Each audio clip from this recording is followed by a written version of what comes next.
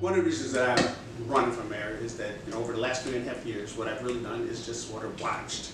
Haven't said anything. I haven't been engaged in terms of the politics of the city, even though I serve in the Monroe County Ledge. I just watched.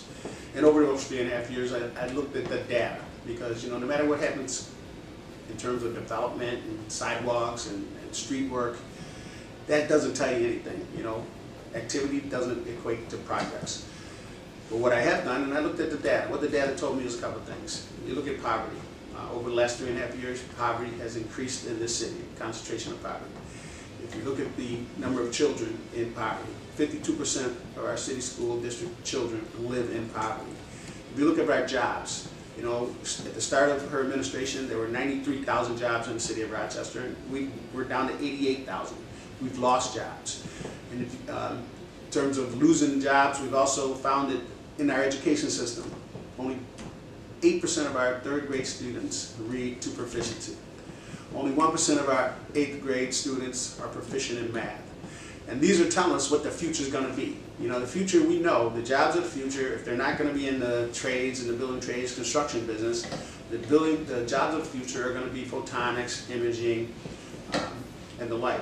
And they require those STEM skills. And so if our 8th grade students now don't have those skills, when they graduate 5 years later, when those jobs will start to come, they're not going to be a part of that revitalization in terms of employment.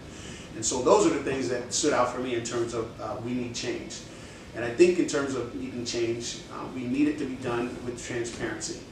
Because again, I've watched where things have been done in the city, where different developments have gone on, where different decisions have been made in terms of what's going to be built, and the community's not involved, they're unaware, nobody reaches out to them to get their input. And I understand that you can't have 209,000 people give you input and then be able to make a decision, but you should be in a position where you're willing to engage as many people, engage our community groups, engage our developers to make things happen. I also think the city of Rochester does not have vision. And I say that in terms of looking at downtown. Instead of having a situation where we have a blueprint of what we'd like to see downtown, what we have is a situation where we take partials, put them out for bid, have somebody build something, and then we say, okay, let's put out another one. But we're not asking people to build specific things. And I think that makes a difference even for the developers, because you never know what's going to land next year. Perfect example is Parcel 5. I believe that some of the people who have developed properties around that, they may have had a vision, but now the Performing Arts Center may not align with what they had in mind when they built their condos or their office space.